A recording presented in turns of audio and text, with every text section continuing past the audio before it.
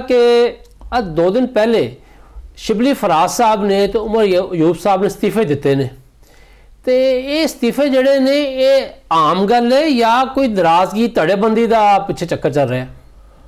अच्छा रिजवान साहब, एक तो वे कि जेडे दोनों जेडे साबक आपोजिशन लीडर सन कौमी असैंबली ते सैनट, उमर अयूब ते शिबली फराज, एक तो चाहते सन कि उन्होंने अदम मौजूदगी च जेड़ा उन्होंने जो सजावां हो गई ने उस वेले भी और उस तो बाद भी उन्होंने जगह ते नवे आपोजिशन लीडर जेडे ने दोनों आवाना च ना लाए जान। फिर पार्टी के अंदर एक बड़ी वड्डी पार्लिमानी पार्टी जी वो बड़ी वड्डी एक सोच है वे कि आपोजिशन लीडर जेडे ने वो PTI के अंदरों होने चाहिए सन। सही वो सोच का वो बराह रास्त आधार करके बानी PTI को नाराज़ नहीं करना चाहते, लेकिन तुसी वक्त साबित करेगा कि ये जेडे दोनों लीडर ने रहनुमा ने जिन्हें सियासी कमेटी तो इख्तलाफ किया है और सियासी कमेटी तो इस्तीफा दिता है, ये मगर जड़ा वो पार्टी के अंदर इख्तलाफात का नतीजा। यानी यह मतलब है कि जी धड़ेबंदी पहले तो मौजूद है और खास तौर पर जी बाहरों इंपोर्टेड क्यादत वकीलों की आई है वो खिलाफ PTI के अंदरों फिर ज़्यादा एहतजाज हो रहा है। खास तौर पर यह जी हूँ सियासी कमेटी बनी है, ये सियासी कमेटी जी बनाई है आ जेडे पार्टी के सैकटरी जनरल ने सलमान अकरम राजा,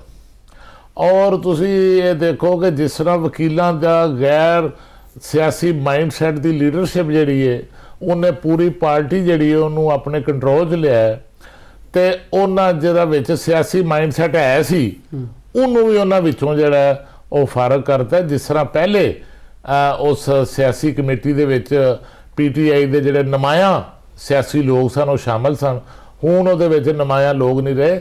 इस हद तक इख्तलाफ जे कि जोड़े सैकटरी जनरल सलमान अकरम राजा तो जोड़े चेयरमैन ने बैरिस्टर गोहर उन्होंने भी आपस बड़े इख्तलाफात। गोहर साहब तो लगता है बड़े बैक बेंच से चले गए हुण तो ज़्यादा नज़र भी नहीं आते पे। वो भी बड़ा सियासी कमेटी दे वो बड़ा घट गए जे, वो तो कई मीटिंगां दे जाते ही नहीं, और इन्हां दा आपस बड़ा शदीद जड़ा वो इख्तलाफ है, और उत्थे फिर वो सियासी कमेटी दे फैसले की होने ने जिथे आपस ही इन्हां दे इख्तलाफात जड़े ने वो ख़त्म नहीं होंदे। ये जेडे साडे जेडे PTI के सैकटरी जनरल ने सलमान अकरम राजा साहब ते पार्टी के बाहर इन्हां दी रिजवान साहब फायरिंग घट जे, तो पार्टी के अंदर इन्हां दी जिहड़ी है वो फायरिंग जिहड़ी है अपने लीडरां नूं जिहड़ा जे वो ज़्यादा नज़र आउंदी है। ये दसो जे अकरम राजा साहब एडे ही अणगे लैंदे पे ने, हर पासे चुबक्खी लड़ाई लड़ते पे ने, तो फिर इन्हां नूं किधरों सपोर्ट है, बानी वालों, अलीमा खान साहब वालों या बुशा बीबी वालों? नहीं, मेरा ख्याल है कि इन्हों सपोर्ट जी है वो बानी वालों भी है, तो इस वेले ज़्यादा जड़ा वो अलीमा बीबी के डायरैक्शन से जड़ा वो ज़्यादा चलते हैं, तो उन्हों की राय में जड़ा वो ज़्यादा अहमियत जी वो देंदे ने। बाकी जी पार्टी की सियासी लीडरशिप है या पार्लिमानी लीडरशिप है उन्होंने तो बिल्कुल नज़रअंदाज किया है, सियासी कमेटी च पार्लिमानी लीडरशिप में तो वड़ा नहीं दिता। अच्छा साहब, एक होर बड़े मायानाज वकील सन अपने तरीके साहब च SM जफर साहब के बेटे अली जफर साहब, पहले शुरू तो बड़े माशाल्लाह अगे रहंदे सन हर चीज़ दे विच, वो भी लगता है कि हुण इस अंदर की लड़ाई की वजह तो जिहड़ा है ना घुट के पिछे हो गए ने। वो भी इन्हां इख्तलाफात का जिहड़ा वो नज़र होए ने, और ख़ास तौर पर यह जे उमर अयूब साहब तो शिबली फराज साहब जो आपोजिशन लीडर सन उन्होंने भी उन्होंने रस्ता जड़ा अली जफर साहब जड़े ने सैनेटर जड़े ने वो बड़े काबल बंदे ने और बड़ी संजीदा गुफ्तगू करते हैं और बड़ा उन्होंने असर रसूख है। लेकिन ये कि यह दो जोड़े आपोजिशन लीडर सन जोड़े हम साबक हो गए हैं, इन्ना जड़ा जे मिल के उन्हों का अली जफर का रस्ता जड़ा वो भी रोकने की कोशिश की है, और इस पार्टी दे विच बाहर तो तवानाइयां जड़ियां ने वो कोई ज़्यादा नज़र नहीं आदियां, लेकिन पार्टी के अंदर एक दूसरे के खिलाफ जड़ा और एक दूसरे को गद्दार बनाने वास्ते जड़ा वो जोड़ा भी कोई वो बानी PTI की कोई गल करता है तो कोई पार्टी तो बाहर भी करता है, तो सारिਆਂ दी तोपां का रुख जड़ा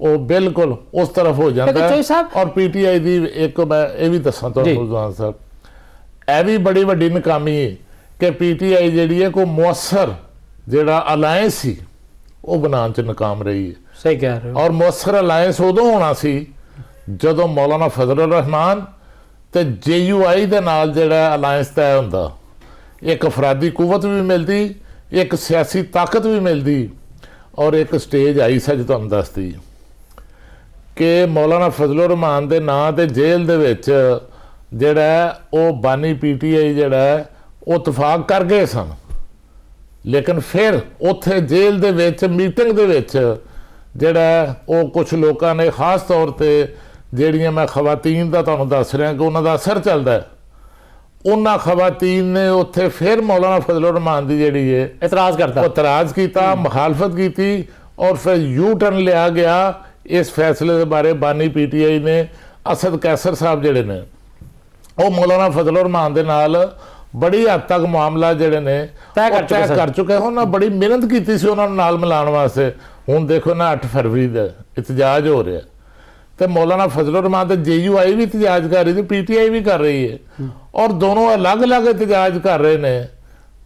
ਅਗਰ ਇਹ ਇੱਕ ਅਲਾਇੰਸ ਹੁੰਦਾ, ਇੱਕ ਪੇਜ ਤੇ ਹੁੰਦੇ ਤੇ ਅੱਜ ਇੱਕ ਜਗ੍ਹਾ ਤੇ ਜਲਸਾ ਹੋ ਰਿਹਾ ਹੁੰਦਾ ਤੇ ਫਿਰ ਉਸ ਜਲਸੇ ਦਾ ਇੰਪੈਕਟ ਆਉਂਦਾ, ਦਬਾਅ ਆਉਂਦਾ। ਔਰ ਇਹ ਦੇਖੋ ਪਸ਼ੀਨ 'ਚ ਜਲਸਾ ਕਰ ਲਓ, ਸੁਆਬੀ 'ਚ ਜਲਸਾ ਕਰ ਲਓ, ਪਸ਼ਾਵਰ ਜਲਸਾ ਕਰ ਲਓ, ਬੰਨੂ ਜਲਸਾ ਕਰ ਲਓ, ਉਹਦਾ ਇੰਪੈਕਟ ਜਿਹੜਾ ਹੈ ਉਹ ਨਹੀਂ ਆ ਸਕਦਾ ਜਿੰਨੀ ਦੇਰ ਤੱਕ ਤੁਸੀਂ ਲਾਹੌਰ ਦੇ ਵਿੱਚ ਜਾਂ ਪਿੰਡੀ ਦੇ ਵਿੱਚ ਜਾਂ ਪੰਜਾਬ ਦੇ ਵਿੱਚ ਕੋਈ ਵੱਡਾ ਪਾਵਰ ਸ਼ੋਅ ਨਹੀਂ ਕਰਦੇ, ਉਨੀ ਦੇਰ ਤੱਕ। ਅੱਛਾ ਚੋਈ ਸਾਹਿਬ, ਤੁਸੀਂ 8 ਫਰਵਰੀ ਦੀ ਗੱਲ ਕਰ ਰਹੇ ਹੋ ਜੀ। ਅੱਜ ਦੇਖੋ ਨਾ ਦਿਨ ਕਿਹੜੇ ਰਹਿ ਗਏ ਪਿੱਛੇ, ਠੀਕ ਹੈ ਨਾ ਜੀ, 7-8 ਦਿਨ ਰਹਿ ਗਏ ਨੇ ਪਿੱਛੇ ਸਾਰੇ। ਲੇਕਿਨ ਅੱਜ ਦੇ ਦਿਨ 'ਚ ਜਿੱਦਾਂ ਤੁਸੀਂ ਗੱਲ ਕਰ ਰਹੇ ਹੋ ਕਿ ਇੰਪੈਕਟ ਜਿਹੜਾ ਹੈ ਪੰਜਾਬ 'ਚੋਂ ਨਿਕਲਣਾ ਹੈ। ਅਗਰ ਬਾਨੀ PTI ਦੀ ਰਿਹਾਈ ਚਾਹੀਦੀ ਹੈ, ਉਹਨਾਂ ਨੂੰ ਦਬਾਅ ਬਣਾਉਣਾ ਹੈ ਤਾਂ ਪੰਜਾਬ ਦਾ ਦਬਾਅ ਬਣਨਾ ਹੈ। ਲੇਕਿਨ ਅੱਜ ਦੇ ਦਿਨ ਦੇ ਵਿੱਚ ਲਾਹੌਰ ਸਮੇਤ ਪੰਜਾਬ 'ਚ ਕਿਤੇ ਵੀ ਇੱਕ ਤਾਂ ਹੁੰਦਾ ਨਾ ਜ਼ਾਹਰੀ ਬਲਕਿ ਪੋਸ਼ੀਦਾ ਵੀ ਕੋਈ ਤਿਆਰੀ ਨਜ਼ਰ ਨਹੀਂ ਆ ਰਹੀ। ਤੇ ਤਹਿਰੀਕ ਇਨਸਾਫ ਜਿਹੜੀ ਉਹ ਕਿਸ ਤਰ੍ਹਾਂ ਐਡਾ ਪੁਰ ਯਕੀਨ ਹੈ ਕਿ 8 ਤਰੀਕ ਨੂੰ ਜਿਹੜਾ ਹੈ ਉਹ ਹਲਚਲ ਮਚਾ ਦੇਵਾਂਗੇ, ਤਬਾਹੀਆਂ ਫੇਰ ਦੇਵਾਂਗੇ? ਅੱਛਾ ਰਜ਼ਵਾਨ ਸਾਹਿਬ, ਇੱਕ ਤੇ ਜੇ ਕਿ ਉਹਦੀ ਜਿਹੜਾ ਤੁਸੀਂ ਸਵਾਲ ਉਠਾਇਆ ਉਹਦੀ ਬੁਨਿਆਦੀ ਵਜ੍ਹਾ ਹੈ ਜੇ ਕਿ ਪੰਜਾਬ ਦੇ ਵਿੱਚ PTI ਦੀ ਤਨਜ਼ੀਮ ਹੀ ਕੋਨੇ। ਤਨਜ਼ੀਮ ਤਾਂ ਵੈਸੇ ਪੂਰੇ ਪਾਕਿਸਤਾਨ 'ਚ ਹੀ ਕੋਨੇ ਹੀ, ਲੇਕਿਨ ਪੰਜਾਬ 'ਚ ਤੇ ਬਿਲਕੁਲ ਹੀ ਕੋਨੇ ਜੇ। ਔਰ ਉਹਦੇ ਨਤੀਜੇ ਦੇ ਵਿੱਚ ਪੰਜਾਬ ਦੇ ਵਿੱਚ ਤੁਹਾਨੂੰ ਕਿਸੇ ਜਗ੍ਹਾ ਤੇ ਕੋਈ ਐਕਟੀਵਿਟੀ ਨਜ਼ਰ ਨਹੀਂ ਆਉਂਦੀ, ਕੋਈ ਜਲਸੇ ਜਲੂਸ ਨਜ਼ਰ ਨਹੀਂ ਆਉਂਦੇ। ਔਰ ਮੈਨੂੰ ਨਹੀਂ ਲੱਗਦਾ ਕਿ 8 ਫਰਵਰੀ ਦੇ ਵਿੱਚ ਕੋਈ ਪੰਜਾਬ ਦੇ ਵਿੱਚ PTI ਕੋਈ ਬੜਾ ਪਾਵਰ ਸ਼ੋਅ ਕਰ ਸਕੇਗੀ। ਔਰ ਦੂਸਰਾ ਜਿਹੜਾ ਸ਼ਟਰ ਡਾਊਨ ਹੈ ਉਹ ਤੇ ਬਿਲਕੁਲ ਨਾਮੁਮਕਿਨ ਜੇ, ਤੇ ਪਈਆ ਜਾਮ ਵੀ ਨਾਮੁਮਕਿਨ ਜੇ। ਲੇਕਿਨ ਇਹ ਵੇਖ ਕੇ ਤੁਸੀਂ ਇਹ ਕਹਿ ਸਕਦੇ ਹੋ ਕਿ KP ਦੇ ਵਿੱਚ ਕੁਛ ਇਲਾਕਿਆਂ ਦੇ ਵਿੱਚ KP ਦੇ ਵਿੱਚ ਉਹ ਇਤਜਾਜ ਅੱਛਾ ਕਰ ਸਕਦੇ ਨੇ, ਉੱਥੇ ਸ਼ਟਰ ਡਾਊਨ ਵੀ ਕਰ ਸਕਦੇ ਨੇ, ਉੱਥੇ ਜਲਸੇ ਵੀ ਕਰ ਸਕਦੇ ਨੇ, ਲੇਕਿਨ ਉਸ ਇਤਜਾਜ ਦਾ ਜਿਹੜਾ ਇੰਪੈਕਟ ਜੇ, ਅਸਰ ਕੋਈ ਨਹੀਂ, ਉਹਦੇ ਜਿਹੜੇ ਅਸਰਾਤ ਜੇ ਉਹ ਪੂਰੇ ਪਾਕਿਸਤਾਨ ਜਿਹੜੇ ਨੇ ਮੁਲਕ ਗੀਰ ਸਾਹਿਬ ਇੱਕ ਗੱਲ ਹੈ ਵੈਸੇ ਅਸਰਾਤ ਨਹੀਂ ਆ ਸਕਦੇ। ਅੱਛਾ, ਇਹਨਾਂ ਨੇ ਦਿੱਤੀ 8 ਤਰੀਕ ਨੂੰ ਪਈਆ ਜਾਮ ਦੀ ਤੇ ਸ਼ਟਰ ਡਾਊਨ ਦੀ। ਹੁਣ ਤੁਹਾਨੂੰ ਪਤਾ ਹੀ ਹੈ ਕਿ ਲਾਹੌਰ ਦੀ ਗੱਲ ਕਰੀਏ 6, 7, 8 ਫਰਵਰੀ ਨੂੰ ਲਾਹੌਰ 'ਚ ਬਸੰਤ ਮਨਾਈ ਜਾ ਰਹੀ ਹੈ, ਠੀਕ ਹੈ ਨਾ ਜੀ। ਉਤੋਂ ਫਿਰ 8 ਤਰੀਕ ਜਿਹੜੀ ਹੈ ਇਤਵਾਰ ਦੀ ਬਣਦੀ ਪਈ ਹੈ। ਇਤਵਾਰ ਨੂੰ ਤਾਂ ਵੈਸੇ ਛੁੱਟੀ ਹੁੰਦੀ, ਨਾਲ ਆ ਗਈ ਹੈ ਜਨਾਬ ਆਲੀ ਬਸੰਤ ਵੀ। ਤੇ ਇਹ ਤੇ ਅੱਲਾ ਵੱਲੋਂ ਜਿਹੜਾ ਹੈ ਸੜਕਾਂ ਸੁਨਸਾਨ ਹੋਣੀਆਂ। ਹੁਣ ਤਹਿਰੀਕ ਇਨਸਾਫ ਇਸ ਚੀਜ਼ ਨੂੰ ਕਹੇ ਜੇ ਸਾਡੀ ਵਜ੍ਹਾ ਤੋਂ ਹੋਇਆ ਤੇ ਇਹ ਤੇ ਮੰਨਣ 'ਚ ਨਹੀਂ ਆਉਂਦੀ ਨਾ ਫਿਰ। ਨਹੀਂ, ਉਹ ਬੇਸ਼ੱਕ ਸੁਨਸਾਨ ਹੋਣ ਸੜਕਾਂ ਜਿਹੜੀਆਂ ਨੇ, ਟ੍ਰੈਫਿਕ ਘੱਟ ਹੋਏ ਨਾ ਹੋਏ, ਬਲਕਿ ਮੈਂ ਸਮਝਦਾ ਕਿ 8 ਫਰਵਰੀ ਨੂੰ ਬਸੰਤ ਦੇ ਉੱਤੇ ਤੇ ਜਿਹੜਾ ਜੇ ਲਾਹੌਰੀਏ ਤੁਹਾਨੂੰ ਪਤਾ ਨਿਕਲਦੇ ਨੇ ਬਾਹਰ, ਉਹਨਾਂ ਨੂੰ ਤੇ ਇੰਨੇ ਸਾਲਾਂ ਬਾਅਦ ਮੇਰੇ ਖਿਆਲ ਦਾ ਕੋਈ 20-21 ਸਾਲ ਬਾਅਦ ਜਾ ਕੇ ਇੱਕ ਮੌਕਾ ਮਿਲ ਰਿਹਾ ਨਿਕਲਣ ਵਾਸਤੇ। ਔਰ ਸਾਡੀ ਜਿਹੜੀ ਹਕੂਮਤ ਹੈ, ਪੰਜਾਬ ਹਕੂਮਤ ਹੈ, ਉਹ ਵੀ ਪੂਰੀਆਂ ਤਿਆਰੀਆਂ ਕਰ ਰਹੀ ਹੈ ਕਿ ਲੋਕ ਜਿਹੜੇ ਨੇ ਇੰਨੇ ਸਾਲਾਂ ਬਾਅਦ ਬਸੰਤ ਦਾ ਇਵੈਂਟ ਆ ਰਿਹਾ। ਇਹ ਸਾਹਿਬ ਇਹ ਤੇ ਕਹਿ ਦੇਣਾ ਚਾਹੀਦਾ ਮਰੀਮ ਨਵਾਜ਼ ਸਾਹਿਬਾਂ ਨੂੰ ਕਿ ਬੜੇ ਦਲੇਰੀ ਦਾ ਫੈਸਲਾ ਸੀਗਾ ਕਿ ਬਸੰਤ ਇਜਾਜ਼ਤ ਦੇਣਾ ਜਿਹੜਾ ਹੈ। ਬੜੀ ਜੁਰਤਮੰਦਾਨਾ ਸਾਡੀ ਵਜ਼ੀਰ ਆਲਾ ਪੰਜਾਬ ਜਿਹੜੀ ਹੈ ਉਹਦਾ ਫੈਸਲਾ ਸੀ। ਔਰ ਸਾਡਾ ਜਿਹੜਾ ਕਲਚਰ ਸੀ, ਇਹ ਸਾਡਾ ਬੜਾ ਵੱਡਾ ਤਿਉਹਾਰ ਸੀ।